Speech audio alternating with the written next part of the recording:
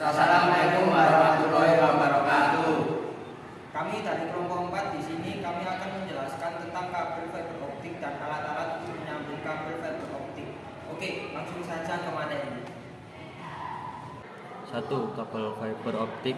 Fiber optik pada umumnya adalah saluran transmisi atau sejenis kabel yang terbuat dari kaca atau plastik yang sangat halus dan lebih kecil dari sehelai rambut dan dapat digunakan untuk mentransmisikan sinyal cahaya dari suatu tempat ke tempat lain. 1. Outer jacket. Outer jacket adalah bagian yang berfungsi sebagai pelindung, yakni melindungi sekitar ratusan sampai ribuan serat optik yang disusun di dalam sebuah kabel fiber optik. 2. Strand member. Lapisan strand member dan outer jacket adalah bagian terluar dari fiber optik yang melindungi inti kabel dari berbagai gangguan fisik secara langsung. 3. Coating. Coating adalah mantel dari serat optik yang berbeda dari cladding dan core. Lapisan coating ini terbuat dari bahan plastik yang elastis. Coating berfungsi sebagai lapisan pelindung dari semua gangguan fisik yang mungkin terjadi, misalnya lengkung pada kabel, kelembapan udara dalam kabel. 4. Cladding. Cladding dalam serat optik adalah satu atau lapisan bahan dengan indeks bias lebih rendah yang bersentuhan langsung dengan bahan inti dengan indeks bias yang lebih tinggi. 5. Core. Core atau inti merupakan serat kaca yang tipis menjadi media cahaya berjalan, sehingga pengiriman cahaya dapat dilakukan. Slipser. Fusion slipser atau sering dikenal sebagai alat untuk menyambungkan serat optik. Ini merupakan salah satu alat yang digunakan untuk menyambung sebuah core serat optik, di mana serat tersebut terbuat berbasis kaca dan mengimplementasikan suatu daya listrik yang telah dirubah menjadi sebuah media sinar berbentuk laser. 2. Stripper atau Miller. Sama seperti kabel-kabel yang lain, salah satunya seperti kabel koaksial dan UTP kabel fiber optik juga memerlukan alat ini. Alat ini berfungsi sebagai media untuk memotong dan mengupas kulit dan daging kabel. 3. Cleaver. Cleaver tools ini mempunyai fungsi untuk memotong core yang kulit kabel optiknya sudah dikupas.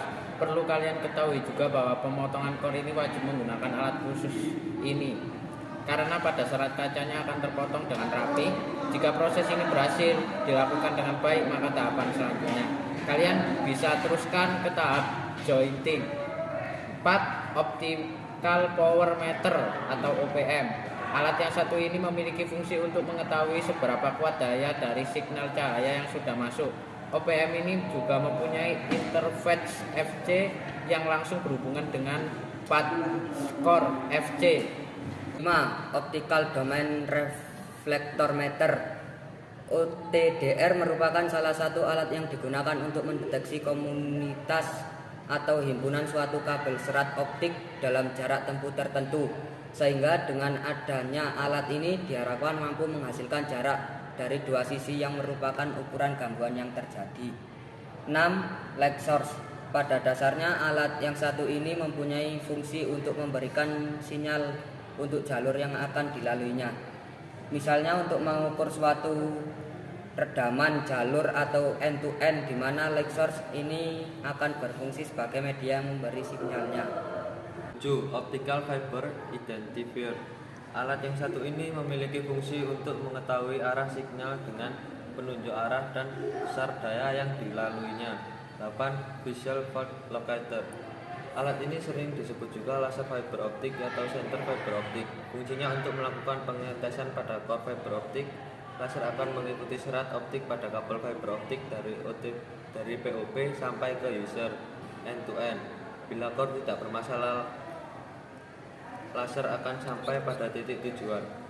9. Bit error rate test. Alat ini berfungsi sebagai pengecek koneksi jaringan TDM atau time division multiplexing, yang mana jaringan TDM aplikasinya yaitu layanan clear channel yang sedang coba diuraikan penulis.